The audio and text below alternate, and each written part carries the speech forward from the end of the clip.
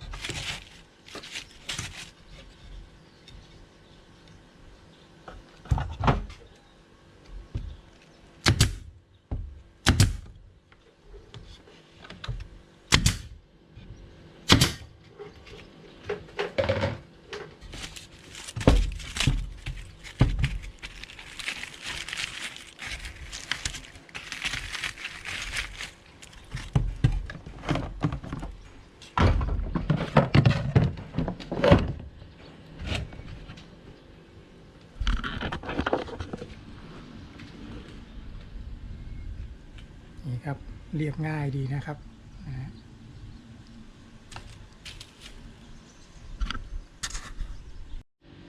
ครับแล้วเราก็มาประกอบท่อกันนะครับนะ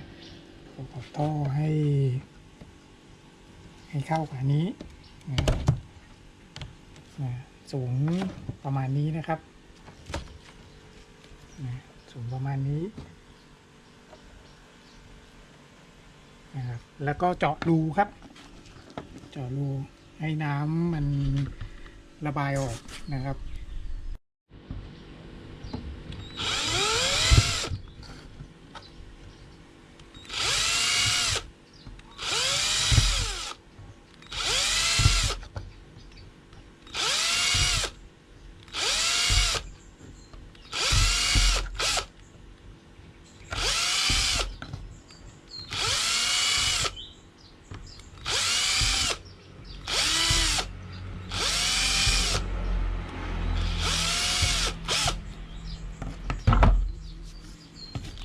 จากนั้นนะครับอุดปลายนะฮะอุดป ปลายด้วยถุงพลาสติกหรือใครจะใช้จุกอะไรอุดก็ได้นะครับอันนี้ทำง่ายๆนะฮะอุดเรียบร้อยแล้วนะทีนี้ประกอบครับ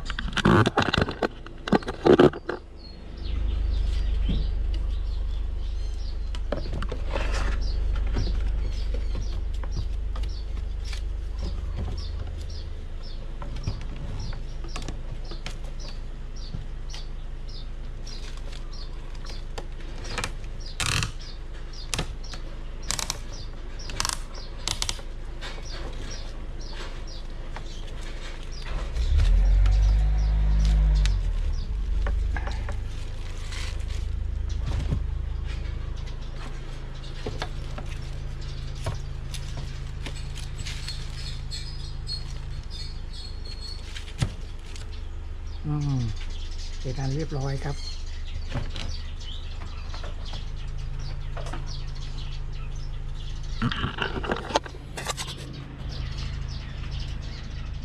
เดี๋ยวเราลองไปใส่น้ำกันนะครับอีกอย่างนะครับปั๊มตู้ปลานะครับเอาเบาๆพอนะครับอันนี้600 ลิตรต่อชั่วโมงนะไม่ต้องแรงมากครับนะเอาแค่น้ำไหลเอื่อยๆก็พอแล้วนะแล้วก็ถังน้ำนะถังน้ำสำหรับใส่ไอภาชนะรองน้ำนะครับนะอะไรก็ได้ครับนะที่มีอยู่ในบ้านอะไรก็ได้นะแล้วก็พัดลมนะครับนี่ครับเรามาประกอบกันนะครับ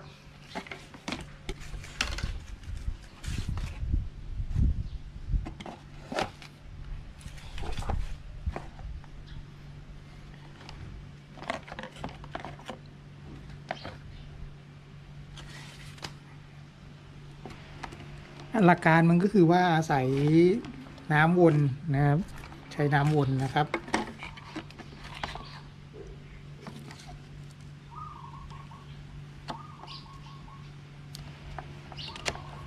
นี่ครับ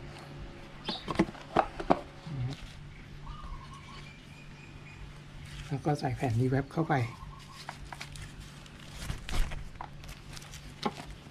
นะครับ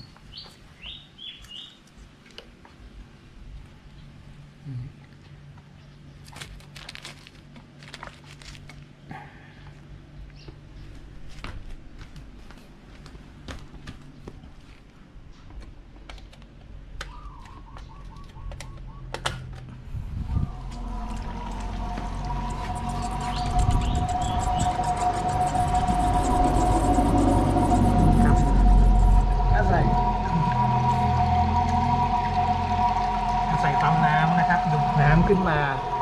นะดูดน้ำขึ้นมาแล้วก็มากระจายนะครับมากระจายให้เป็นฝอยๆนะฮะที่เราเจาะรูเอาไว้ครับเสร็จแล้วก็ไหลลงมาตามช่องต่างๆของมันลงมาตามช่องคราวนี้ก็ระหว่างที่ไหลเนี่ยมันก็จะระเหยไปด้วย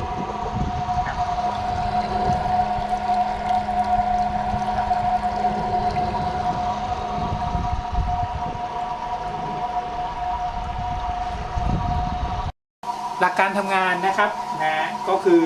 เอาไอ้น้ำการระเหยของไอ้น้ำนะครับช่วยลดอุณหภูมิได้ 5-10 องศานะฮะหลักการระเหยนะครับ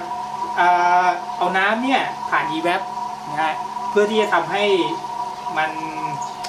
เป็นลักษณะความชื้นนะครับนะเป็นตะแกรงร่องความชื้นนะครับแล้วลมเป่าพอลมเป่าก็เกิดการระเหยนะฮะพอระเหยปั๊บก็ได้แล้วระเหยได้5 องศาแล้วนะฮะ5-10 องศานะครับนี่คือหลักการนะครับหลักการตัวนี้เนี่ยยิ่งจำนวนแผงมากยิ่งจำนวนน้ำมากมันก็ยิ่งลดได้ห้องได้ควบคุมห้องได้ใหญ่ขึ้นนะครับนะก็เย็นสบายครับนะแต่มีข้อแม้นะครับต้องทำในระบบเปิดนะถ้าทำในระบบปิดเนี่ยอากาศจะชื้นเกินไปนะครับนะแล้วจะทำให้ปลอดชื้นได้นะครับขอบคุณมากครับสำหรับการรับชมคลิปนี้นะครับถ้าไงฝากกด Subscribe ด้วยนะครับขอบคุณครับ